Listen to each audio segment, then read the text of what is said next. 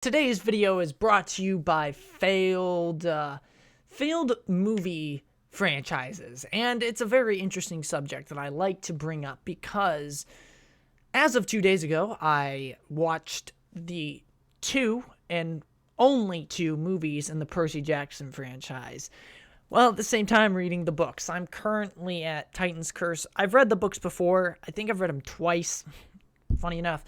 But, yeah, it's a very interesting concept. Now, Percy Jackson is a book series released in 2005, written by Riordan. Very awesome writer. Definitely up there with, like, some of the writers that I truly enjoyed when I was a kid. I did forget to mention how this universe is so unique from anything else. It's pretty cool. It sets Greek gods and goddesses in the modern world, and it also goes into the whole idea of mythology with demigods and nymphs and satyrs in the modern world. It's very cool. So pretty much, these half-bloods go on adventures. They save the world multiple times.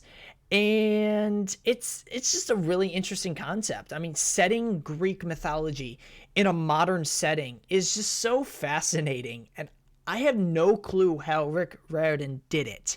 It's very unique in its own right. Far more unique than like Harry Potter, where it's like, oh, it's just its own universe. Camp Half-Blood and the Earth is still affected by the things that happen in the outside world, like the mortal world. And it also does explain a lot of things that happen in the mortal world too, like things like, oh, I don't know, the United Postal Service and all that cool stuff. It explains all of those things, and it's really incredible. These movies are not bad movies, okay? I will just go into that right now. They're actually pretty good movies. The first one is actually decent. Does it follow the source material? No, it doesn't. I mean, they had one job, and it was to follow the source material, but it was clear from the very beginning that they had no intentions of following the source material. Rick Riordan was like, this is not really what I like. I mean, especially with the fact that the high school kids are not supposed to be in high school. Actually, the kids in the story are supposed to be middle school kids. And it's kind of disappointing that they really didn't do that at all. It was botched from the very beginning. Now, obviously, the score right here is actually not as good as I put the movie as.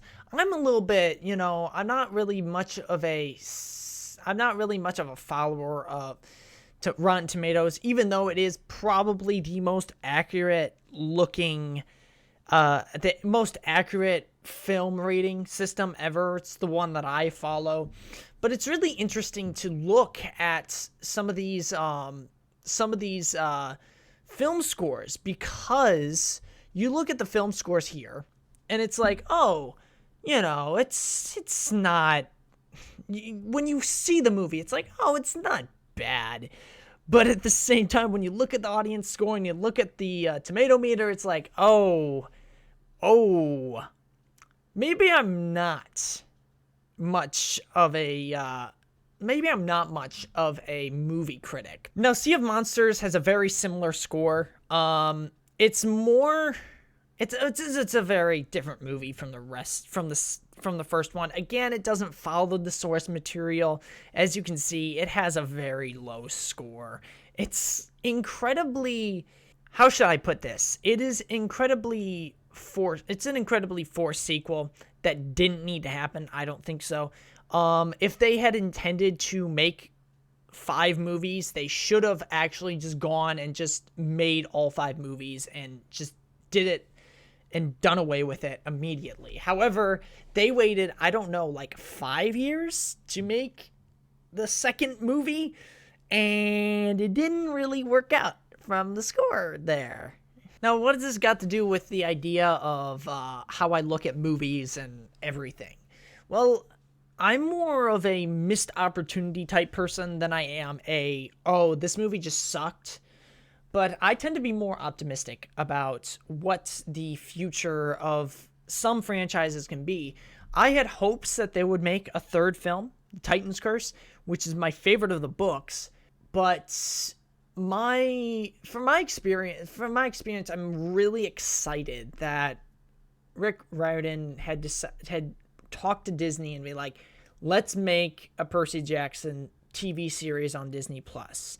And it's a very simple idea. I mean, they're made perfectly for TV. If I can go get my books real quick, I'll get that.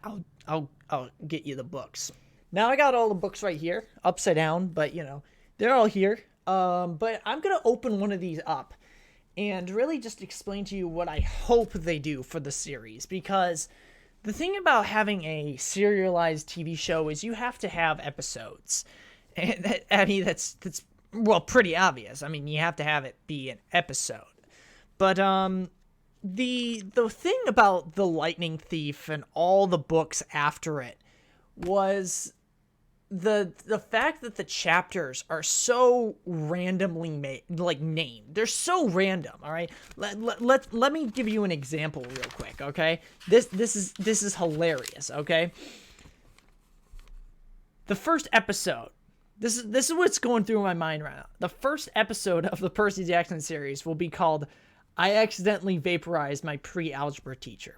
Okay, now there's a very interesting thing that Rick Riordan does with the chapters. Okay, they each feel like its own tiny adventure within like the grand scheme of things.